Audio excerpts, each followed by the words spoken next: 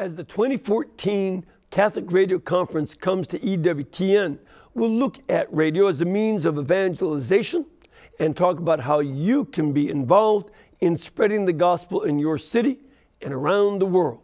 So please stay with us.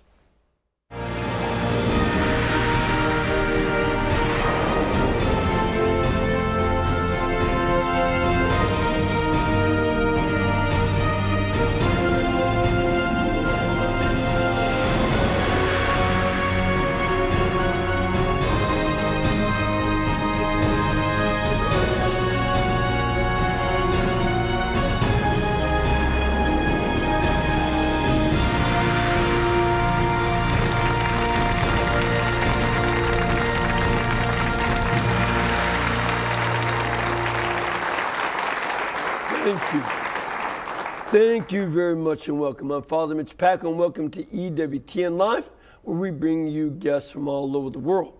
Before we get to our guests, just want to mention that today is the feast of Saint Therese of Lisieux, a Carmelite sister who was born in 1873 and really wanted to enter the Carmelites at a fairly early age, but the Carmelites wouldn't let her enter when she was 15. The bishop wouldn't let her. She went to the Pope, and he wouldn't let her either. But finally, when she was 16, she entered and really grew in great holiness and came up with her little way of the spirituality, a way that everybody's just taken to very easily. Urge you to get a hold of her great book on the story of her soul. Of course, she was canonized in 1925 by Pope Pius XI, but Pope St. John Paul declared her a doctor of the church, along with other women saints, such as St. Teresa of Avila. And you know that I always say, somebody said to me once, if you Jesuits are so smart, how come there are 4 doctors of the church from the Carmelites, but only 3 from the Jesuits? I had to work on that. All right. Tonight, we're going to be talking about how the Catholic Church began broadcasting on radio over 83 years ago with the help of one of the inventors of radio, Guglielmo Marconi, broadcasting the words of Pope Pius XI, same one who canonized St. Therese. And this was on what we now know as Vatican Radio. This happened on February 12th, 1931, when Marconi announced, with the help of Almighty God, who allows the many mysterious forces of nature to be used by man, I have been able to prepare this instrument, which will accord to the faithful of all the world the consolation of hearing the voice of the Holy Father. Since then, by the grace of God, Catholic radio programming has been filling the airwaves all over the world. And our guests tonight are working to make sure that that continues. Please welcome the Archbishop of the Archdiocese of Miami and one of the keynote speakers at this year's Catholic Radio Conference here in Birmingham, Archbishop Thomas Wenski, as well as the General Manager of EWTN's Global Radio Network, Mr. Dave Vacheresse. Archbishop, welcome. David.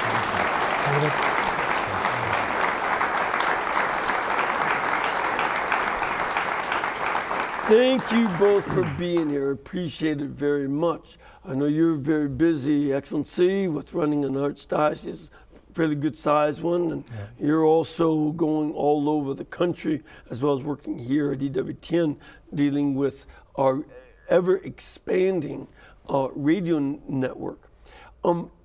Actually, if you don't mind, I'd like to just ask Dave to introduce us a little bit, to talk about that spread of Catholic radio. And then we'll bring you in, because I know you have some of that same radio in Miami. So, David, what's this spread been like?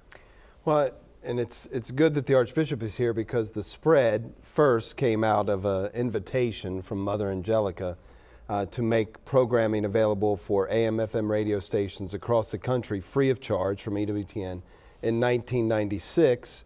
We had some take us up on that offer. Our first station, our first affiliated station, went on the air in September of that year, 1996. And we saw steady growth for a while.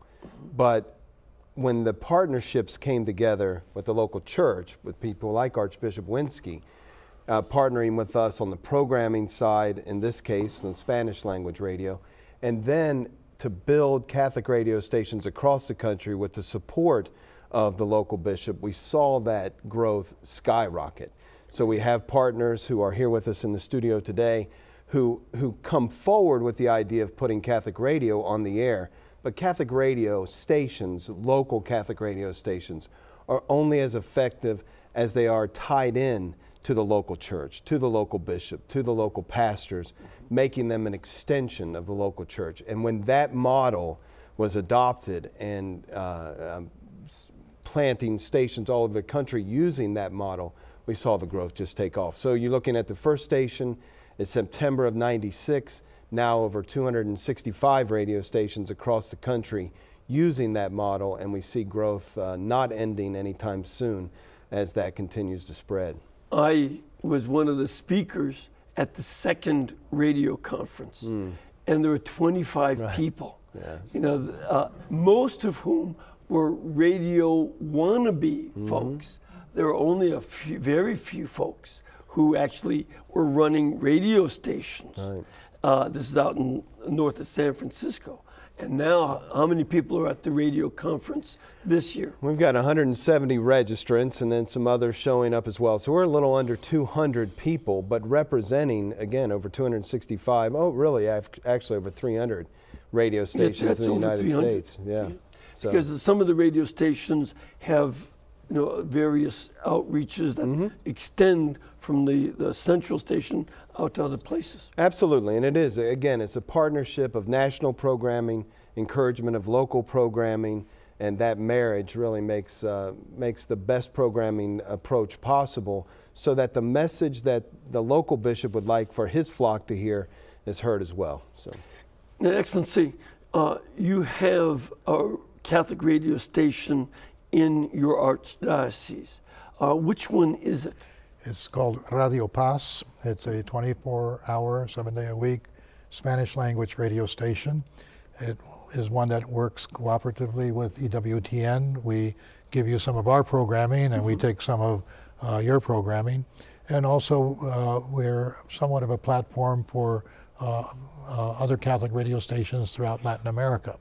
And we also use some of the Spanish language broadcasts that come from the Vatican, the Holy See. And so we have a very successful collaboration between the Vatican Radio, EWTN, other stations throughout Latin America, and our own station in Miami. We've been broadcasting now for over 25 years.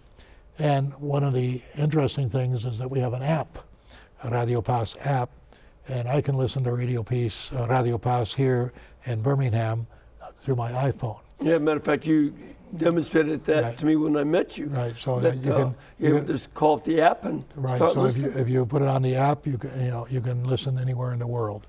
And we have listeners that do send us emails from Spain and Belgium and other countries because they can follow it through the internet or through the app, which is one way of really increasing the reach of Catholic radio.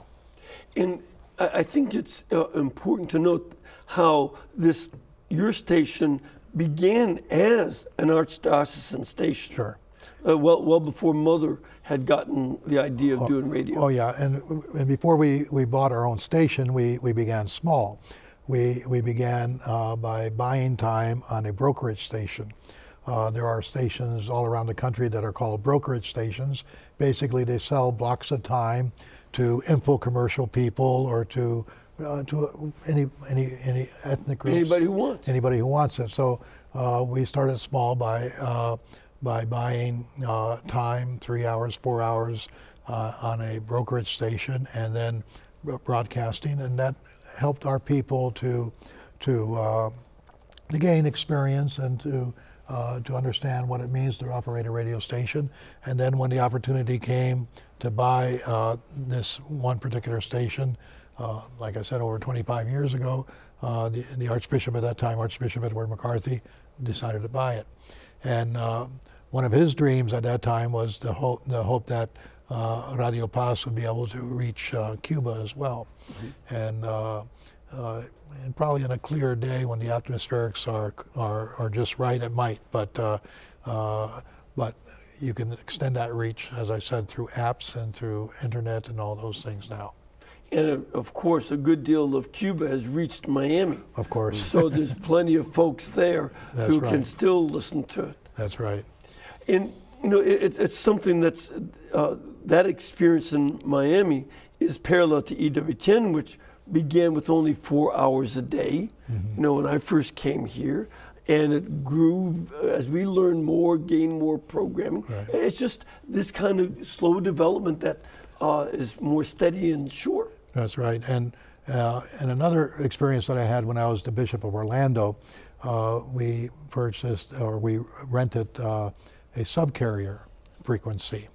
And there are Would you explain what that means? A lot of folks don't know. Well, a subcarrier is, for example, an FM station would have another parallel station. It would be sort of like the access road alongside the expressway. Yeah. And so those access roads are rented by the FM station that might be doing rock or music or whatever on their main station. The thing about it is that you have to have a special radio to capture that subcarrier frequency. So if radio is called broadcasting, using a subcarrier would be called narrowcasting. But in Orlando, we started Radio Buena Nueva, Radio Good News, and we sold radios of different sizes, some $10 radios, $20 radios, to our Hispanic population, and they could plug in the radio and receive that station 24/7. And again, supplementing the locally produced programs with programs from EWTN and the Vatican, we were able to provide a great service. And again, by word of mouth and through the parishes, getting those stations out, getting those radios out was a way to establish a presence in that community, and in a way that was much more economical than trying to get a couple $1 million to buy a station to begin with, because the subcarrier, you could probably lease that subcarrier frequency for a couple $1,000s a month, and so you could do. And if you have if it's a subcarrier to a very powerful frequency, it can reach, a pretty broad reach. One of the advantages of radio is that it's a medium that a person can use while they're doing other things, while they're driving, while they're working, whether they're working in the house or working at a place where they have a business.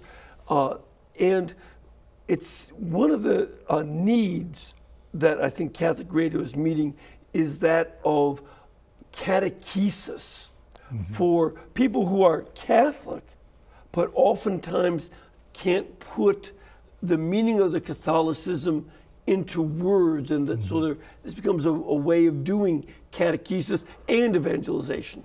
Yes, I would say that, because I think everybody knows that we've had 2 generations of poorly catechized Catholics, and so people don't understand their faith, they don't know the faith, and radio is one way of helping people to acquire that knowledge and to be able to articulate better the reasons for the hope that we have. Exactly, as St. Peter said.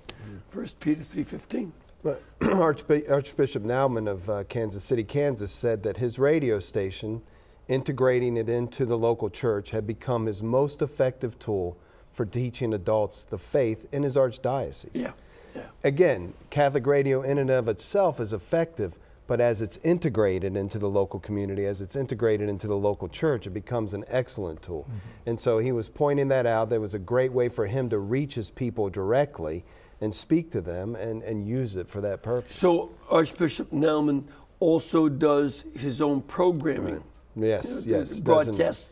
He personally broadcasts. Yes, personally gets on the air and talks as well. Most of the programming, again, comes from us, but a mixture of that local programming. So working in partnership with our affiliate group, the Catholic Radio Network, providing that national programming mixed with the local programming, and also not just the programming, but if you look even at the breaks, at the small breaks in between where you can talk about what's going on in the local parish, or you can talk about what's going on in the diocese, even if you're not producing the programming that's happening during the hour, you can take advantage of those small breaks to talk about what's going on in the local church. Sure.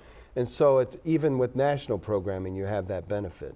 But the content is unbelievable. It's life-changing. We hear about it from people all over the country about one conversion after another. And I think one of my favorites was a man in Seattle who saw a bumper sticker for the Catholic radio station while he was driving himself to go commit suicide. Mm-hmm. When he saw the call letters, he turned it on and something clicked and he changed his mind and became a Catholic. The letter of St. Jude says this, first chapter, 22nd and 23rd verse, convince some who doubt and save some by snatching them from the fire. I believe that Catholic radio does that because, again, going back to the word, it says when the word of God goes out, it doesn't return void, but accomplishes that for which it was sent. We know through our partnerships, if we can just get the word out there on old technology, new technology, apps, internet, terrestrial radio stations, AM, FM, subcarriers, shortwave, any way possible, get the word out. And if you can get the word out, it will have an effect. And actually, you know, with a lot of the programming that we're doing on the radio, you can reproduce it on podcasts, et cetera. Yes, that's right. Because that's the other, you know, thing that we have with the technology. Radio is becoming very quickly an old technology, and so we have to, you know, try to be one step ahead of it, because like a lot of people now might not even tune to a radio in their car because they have other things, the podcasts and all that type of thing. So if we can have material that we are producing because we have these radio programs, and we can repackage it, as it were, in other formats, and it's another way to push it out to keep on reaching a broader audience. Excellency, I know that you yourself have been fluent in Spanish since you were a young priest in the seminary, and then later on you became fluent in Creole. Right. And do you do any broadcasting yourself? I do.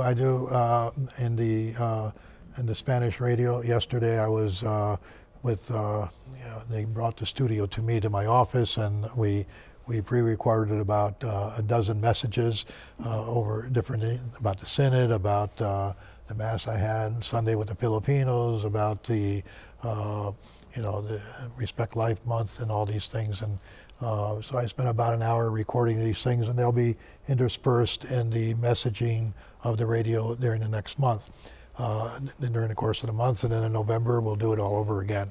But when I was a younger priest, I worked with the Haitian community, and that was one of the first things we did was we went to a brokerage station and we bought an hour so that we could broadcast in Creole. We went to a brokerage station that was broadcasting other Creole programming, so that the people would already know. People would already know, and we were able to capture that audience, and that was very effective. And I have to say, right now I'm not doing that, and right now in Miami I don't have any English programming to speak of because of the recession, and before I got to Miami, a lot of that programming, went out of business because of lack of money. But we're looking for new opportunities as we move forward. It's amazing how in the United States the entry in the radio is not cheap. It's expensive, and the most expensive part of it is not the equipment. The equipment is relatively easy to purchase and not that expensive, except the day you purchase it, it becomes obsolete. But the cost is getting that license. It's sort of like a taxi medallion. Right. The cab might not be worth anything, but that medallion is worth, it's worth thousands and hundreds of thousands. And it's amazing because in other countries, it's the exact opposite. In Haiti, every diocese in Haiti has a radio station. In Haiti, one of the more economically challenged areas of the world, and that church is one. It is the most economically challenged in our hemisphere. And they've been able to, have radio because the cost of entry of getting that license is not as much as it is in this country. And there, it's amazing because you have problems with transportation, and mobility is not like we have here. Not every home has a telephone either. So the radio becomes a great means of communicating across places where people would be otherwise isolated. And they use radio not only for catechesis, but sometimes for basic education, even literacy. You can teach people how to read over the radio. So it's an amazing tool that assists the broader mission of the church. One of the realities, David, and it's great having you here, is that Miami is something of the exception where the diocese started the radio. Right. The majority of the people who are coming to this radio conference are lay people who oftentimes have taken great financial risks, done a lot of work to raise money in various ways, and it's been lay efforts to get these radio stations going. How does somebody do that now? Well, you follow the example that's been set by this group, and I have to say, as you said, at great personal risk at times. And it's admirable what's been accomplished. It's amazing. And it really does take that. It takes the will and the willingness of a few people in a marketplace to make those initial steps to raise awareness about the ability to bring a station to the area, to meet with the local ordinary and discuss that plan. But you quickly gather other people around you, particularly now because we've seen the effectiveness of Catholic radio. But I do want to say, one, I encourage you, come to our website, www.ewtn.com. Go to the radio page. You will see, if you go to our affiliates, you'll see the map and see where our stations are. If we don't have one in your area, you need to contact us. You can email me, ewtnradio@ewtn.com. We'd love to hear from you. But Mother Angelica, it's interesting. Mother Angelica told the story of, I think where most of us are familiar. We know that we're acting in faith when we feel like we're standing off a cliff with one foot hanging over and have a queasy feeling in our stomach. I say that's partially what happens in Catholic radio. There's one additional step that I've learned. All of this is the same. You're standing on the cliff, you've got one foot hanging over, you have a queasy feeling in your stomach, and you hear the Lord say, jump. And there's a little stream down there, and it looks small from up top, but the Lord has been faithful as these sacrifices are made. But I want to acknowledge the sacrifices that have been made to get us to this place. EWTN Radio produces programming. The folks that are gathered in this studio and around the country and around the world, in fact, carry the water. They do the hard work and putting their houses up as collateral. Using their houses for the radio stations? Yes, selling their houses. Yeah. Selling their houses to buy radio stations. Moving out of luxurious condos and moving into the city so they can use the income from the condos to pay for the radio station. But I will say this, people come alongside and begin to join them in these efforts, and that's what makes it possible. But it definitely takes that leap of faith, but we see the result is so traumatic. I would be remiss if I didn't mention in my former diocese of Orlando, there is a radio station that was begun by lay people, like you're speaking of, Divine Mercy Radio in the Melbourne area. And that's heard in the Space Coast and also what they call the Gold Coast, the Palm Beach Diocese and the east part of the Orlando Diocese, again, run by lay people, an investment of lay people that has so far stood the test of time, not with no little sacrifice on their part. Matter of fact, I just, on my radio show this afternoon, I had a call from somebody listening on that radio station over in Melbourne. And Bob Groppe and his wife are here. Those who are, they're the ones leading Divine Mercy Radio, so they're with us tonight. And one of the things that strikes me about this is, well, especially among certain groups in the church, the emphasis on the lay apostolate has been within the church. We're going to be extraordinary ministers of communion, lectors, and other things. But, the Vatican Council was very clear that the lay apostolate was primarily to go into the world where they work, go out where the people are. And this strikes me as one of the classically successful and tremendous examples of living out what the Vatican Council said on the apostolate of the laity. And I think, and you already mentioned this, the reason why these radios are having the success they're having now is that there is a close collaboration with the local ordinary, with the local bishop, and that's really key for the success. Is that you're not going to you're not going to do it for the Lord if you're trying to set up sort of an alternate magisterium to the local bishop. Right. You have to be in communion with him, and that's also the way you're going to get the entry into the parishes, and and there can be a synergy between this group of lay apostles, if you will, and the broader mission of the church. I think that's an excellent point. I often say to the groups that I'm working with, I said, look, there's one successor of the apostles here, and you ain't it. So let's start there. And designated as preacher and teacher of the diocese. So you're participating in the bishop's call, in his ministry, through Catholic radio. And so when that relationship is in existence, it certainly has flourished. Yeah, that's been also one of my impressions as I travel around the country and sometimes speak at the various radio conferences and so on, that when the bishop is there, that really encourages them, but also the bishop finds a lot of support. And the bishops that welcome these in have found it to be a great way to push their own ministry. Well, and as the Archbishop pointed out, too, he can do a radio program from his office. Right. The mobility of radio, the ability to get in and do recordings sitting at your desk certainly adds to the reach. I've done radio programs while driving in my car, talking on the phone. Yes, I do. So, and I've done them in 3 different languages.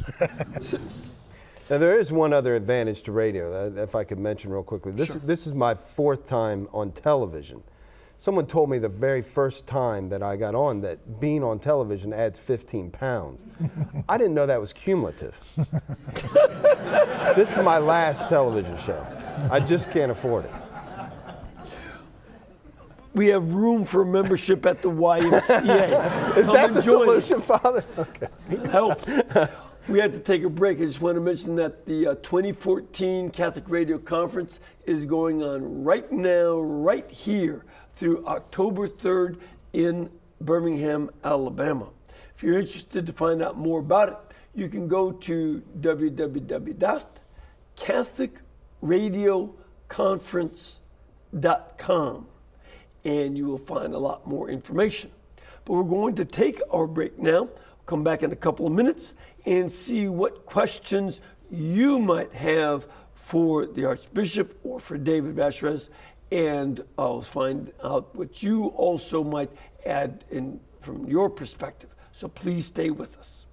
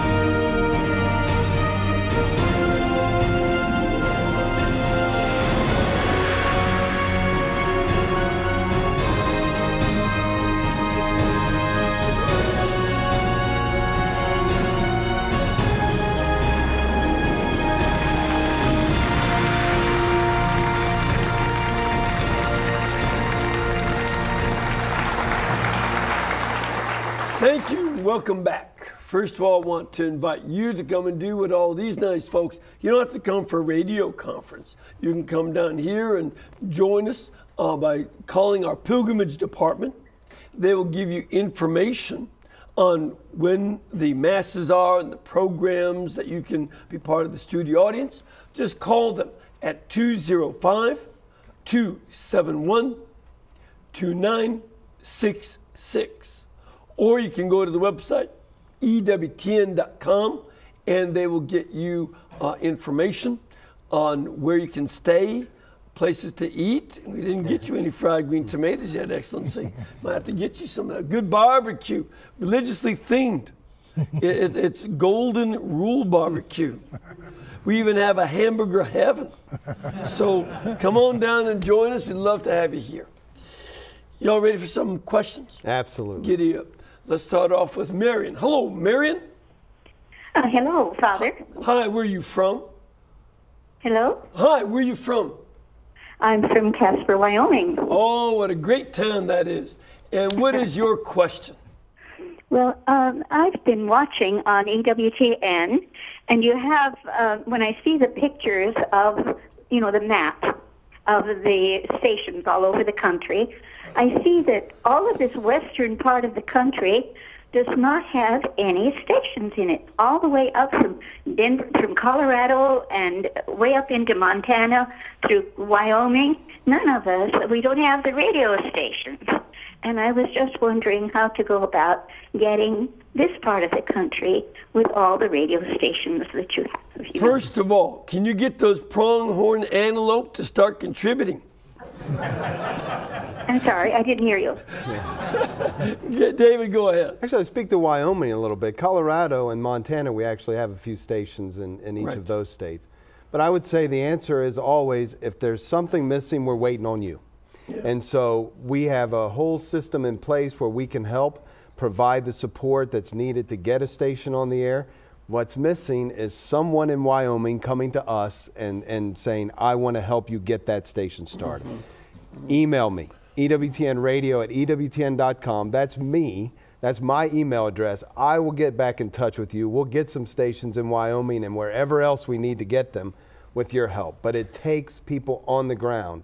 It's one thing for us as a national, international broadcasting group to come into a local area. We can have some effect, but it's much more effective if it's led locally. So we support you. You've got to get in touch with us, though. EWTNradio@EWTN.com, or again, the website, EWTN.com, and look at the radio page. You can sign up there as well. I think for Marion to maybe link up with there's some great things going on. The bishop in Wyoming is doing a great job. They've had a string of great bishops over there. And they've got Wyoming Catholic College that's been started. There's a monastery of Carmelites that is flourishing there. And I would get those Carmelites to start praying for that. Those are some great folks. We've had them on the air.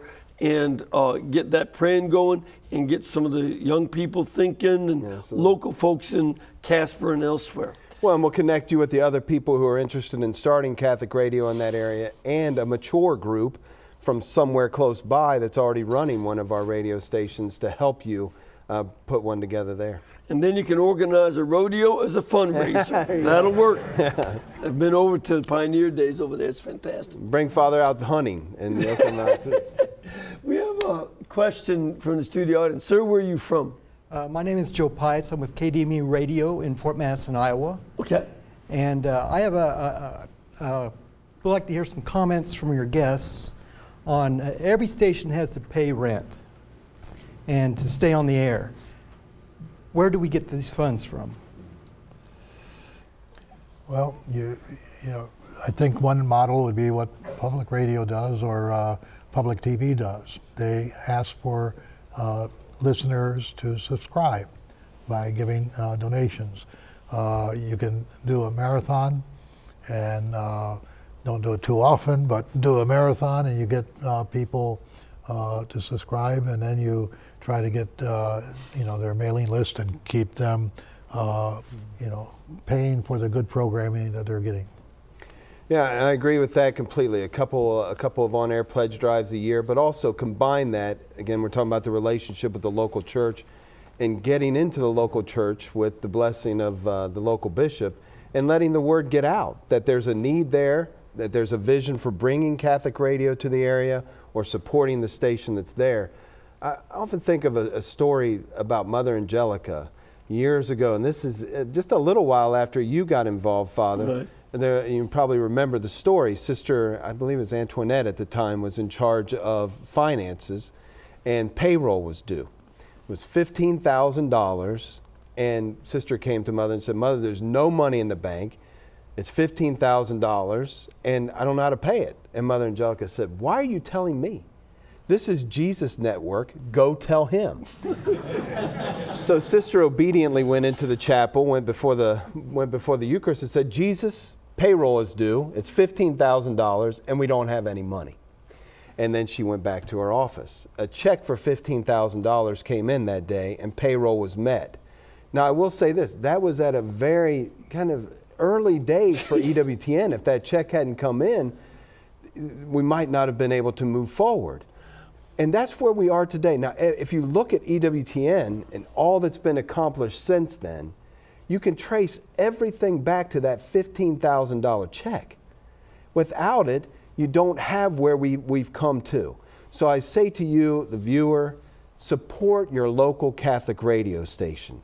You'll see the gift that you give blossom into eternity. Many people brought to the Lord, and many people joining as time goes on in supporting your Catholic radio station. For those of you running it, make sure your need is known. And for those of you listening to it, support it because it has an eternal effect. And there's, you look at the parish bulletins, they're supported by those people that put their business cards on the back of the bulletin. And those are people that might want to also sponsor your radio programming too. And that's certainly one of the ways to do it. And you know, my Radio Paz station, I have a Catholic cemetery. We place ads on our Catholic radio station for our cemetery. Cemetery pays for those ads. It's you know, one hand helping the other. You know, robbing Peter to pay Paul, maybe, I don't know. But we have other ministries, Catholic Hospice. They you know, purchase time on the radio to tell their mission, and it's consistent with the mission of the church. And so it is Peter and Paul not robbing each other but helping each other. So those are other ways of helping to meet the cost.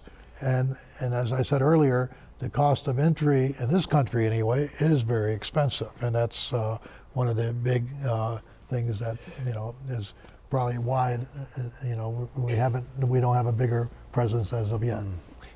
David and I were recently in Hays, Kansas, where they have a very successful radio station.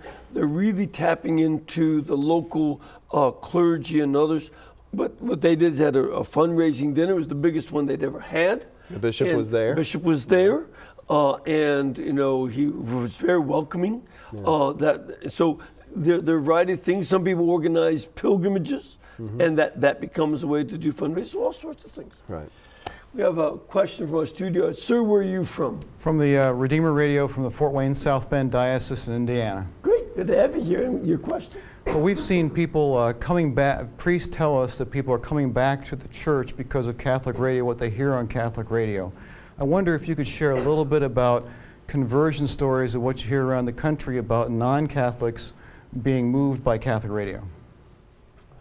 Yeah, I mean, they're so numerous. We could pull this audience. Father told one earlier. I mean, they're dramatic. The thing about Catholic radio is it's something that many times is found along the way. It's not just a destination station. People find it by chance. Again, going back to that verse from Jude, convince some who doubt and save some by snatching them from the fire. We see people on their way to commit suicide who come across Catholic radio. Right. People are about to go abort their child. They just happen to turn on the radio, and they don't even listen to us. They hear that, and that something just strikes them, and a whole life is saved. Faith comes by hearing. So you have hopelessness all of a sudden on accident without meaning to. You've got this light all of a sudden filling whatever space you're in, and it brings instant life and hope in these darkest of situations. Obviously, it's a destination station for many, but the most dramatic stories come from those who see a bumper sticker, happen to turn the station on. I was listening to a story on the radio, I believe it was last week. A woman was in her car, saw a bumper sticker, and was convicted and curious, turned the radio station on, began to listen. The person on who was hosting the program encouraged the listeners to go to confession, and she said, well, why not? So she went to confession, slowly began to come back to the faith of her childhood. She did say the one thing that she had to change as she made this walk toward the faith was she had to give up being a $500 an hour prostitute.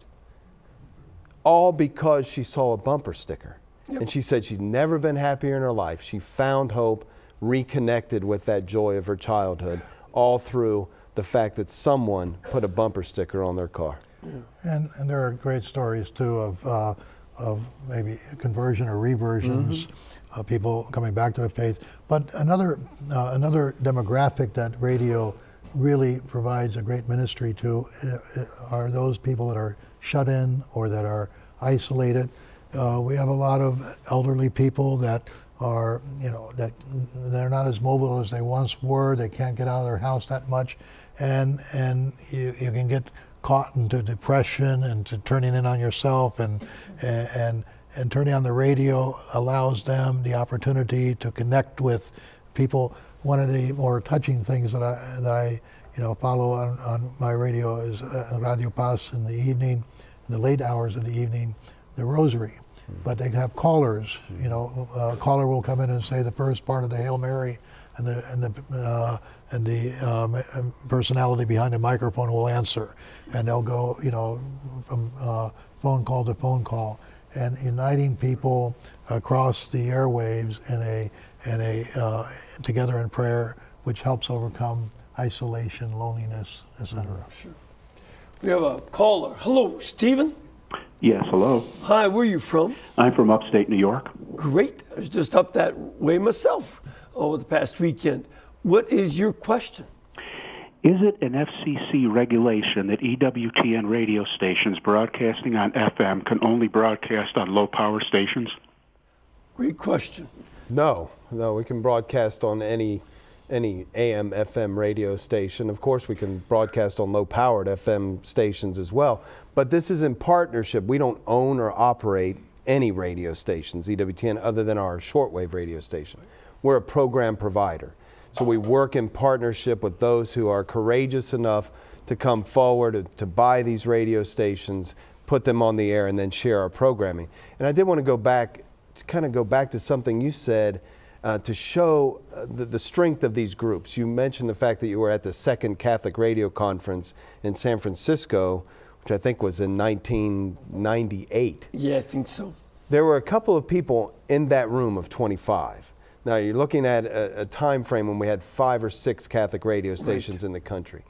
A couple of those groups now collectively have 50 radio stations, including Immaculate Heart Radio, who was represented there. That's right. Doug Sherman, who is about to put a brand new station on the air in Los Angeles, reaching a market like Los Angeles. Again, all birthed from those small groups getting together at that point when Catholic radio seemed to be off everyone's radar.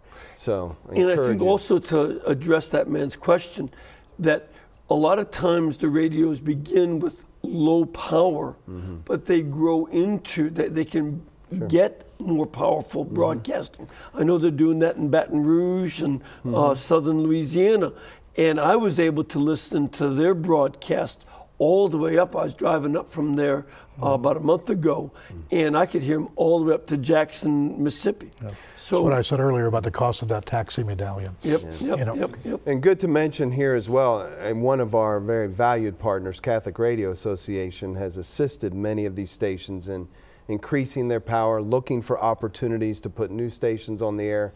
I was told today it looks like another window might open up for such an opportunity in the coming months. So this is a very good time to contact us and have your name on that list. Get ready for those new opportunities in the future. Sure. We have a question from our studio. Sir, where are you from? Yes, I'm Francisco from Sacramento, 12:40 a.m., 12:40 a.m., Catholic Spanish radio in Sacramento. Great to have you here. And your Thank question? you. My question is, Archbishop, in your radio, do you have a committee that supervises your programming? I say this because I think that, sometimes in some radios I hear, they have some stuff that are not according to the faith. Do you have like a doctrinal committee there that supervises your programs before they go, air?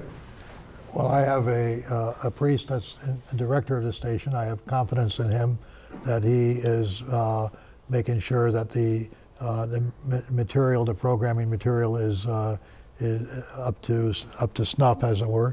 A lot of the stations, a lot of the programming we get from EWTN, and we don't have any problem with EWTN materials.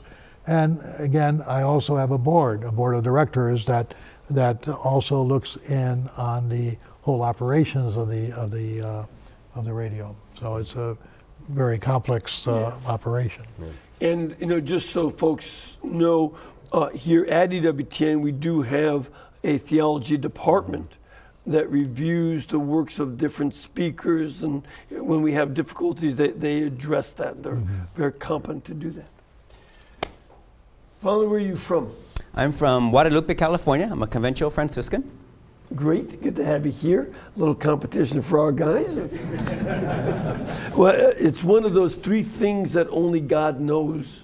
How many orders of Franciscans there are, how much money the Catholic Church has, and finally, what's really on a Jesuit's mind? I mean, really. So Father, what is your question? Yes, my primary interest is the youth population in the church, or those that are out of the church. It is the unchurched urban youth, reaching them.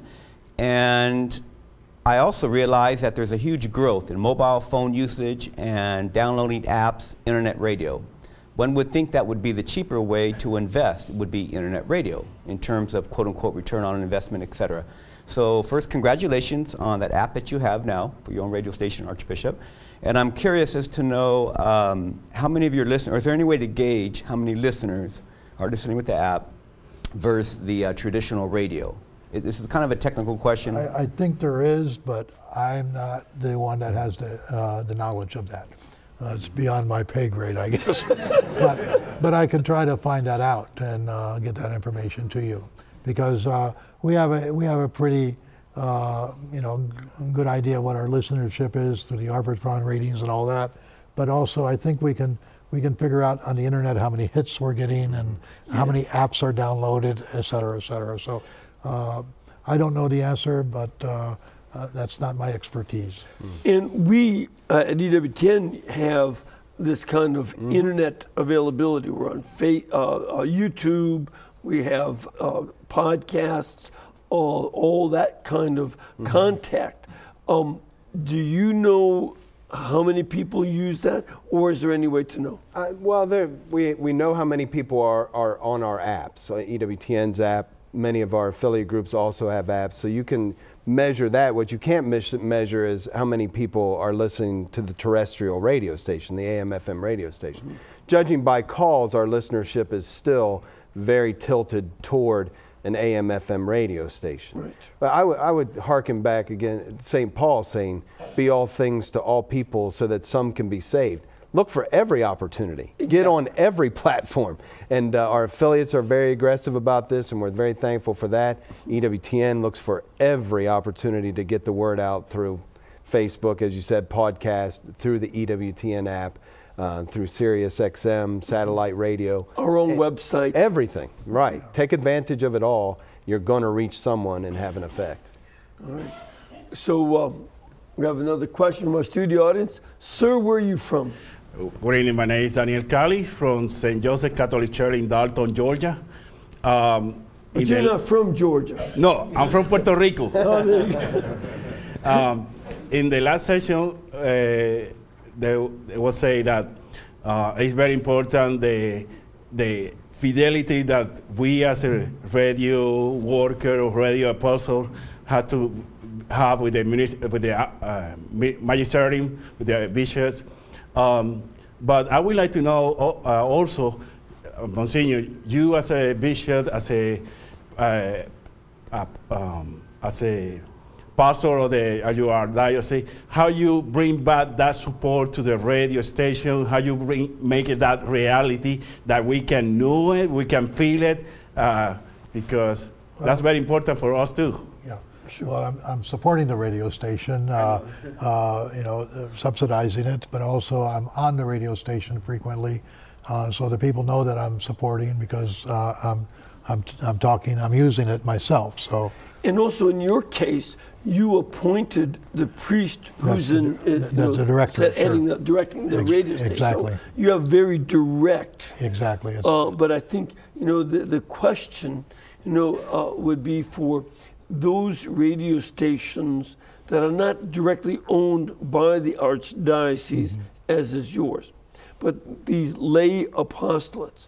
What would you suggest to your brother bishops that they might do to help, give that kind of support that folks are looking for? I think there are opportunities throughout the year that the radio station could assist the bishop, and by offering them that assistance will help strengthen the relationship between the bishop and the radio station. For example, Divine Mercy in Melbourne, we used to, when I was in Orlando, we used to broadcast the Chrism Mass. Now the Chrism Mass was out of the listening range of Divine Mercy because it was more in south of Orlando, a little bit just beyond where it could reach. But through a telephone hookup, etc., that Mass was broadcast all through the East Coast of the diocese, and people could listen to it. So and the Chrism Mass refers to what? The Chrism Mass is the Mass during Holy Week in which the bishop celebrates the unity of the priesthood, consecrates the holy oils, and so it's a major event of the Holy Week, and therefore something that is unifying, and again the radio can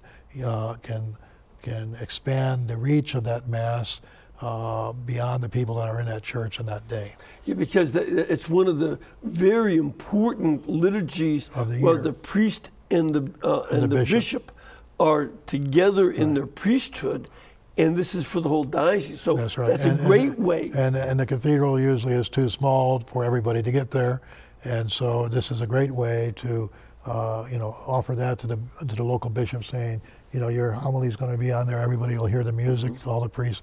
And that's a way of strengthening his mission. There's mutual collaboration, and you serve him in that way. He'll be much more appreciative and look for further opportunities of further collaboration. I also noticed that when I was traveling through Louisiana that the primary Sunday Mass at the cathedral, St. Louis Cathedral in New Orleans, was broadcast. Right. A liturgy that was especially oriented towards more music, more preaching, was a little bit longer, but then it became available to the whole diocese and region. And my Radio Paz does that, and the Archdiocese of Miami, and sometimes they'll broadcast my masses, even if my masses are in English, and they'll have somebody translating, just like when they broadcast something from Rome, and it's in Italian, but they're broadcasting, translating the Pope's homily and the readings, et cetera, et cetera. So this is a way of making that available to the people in the homes. Cooperation going on. Well, I'm afraid one of the things that's not cooperating with us is time. We have run out, and I want to thank both of you for being with us and for what you're doing with the radio conference. And Excellency, if you join me in giving a blessing, I have a relic of Saint Therese of Lisieux. May the Almighty God bless you, and with the intercession of Saint Therese, draw you ever closer to holiness and to serve the mission of the Church. Bless you in the name of the Father, the Son, and the Holy Spirit. Amen. And again, we want to remind you that this network has always been brought to you by you, as well as your radio stations. So we ask you to please keep us in between your gas bill, your electric bill, and your cable bill, and we'll be able to pay our bills and bring these programs to you too. God bless and thank you.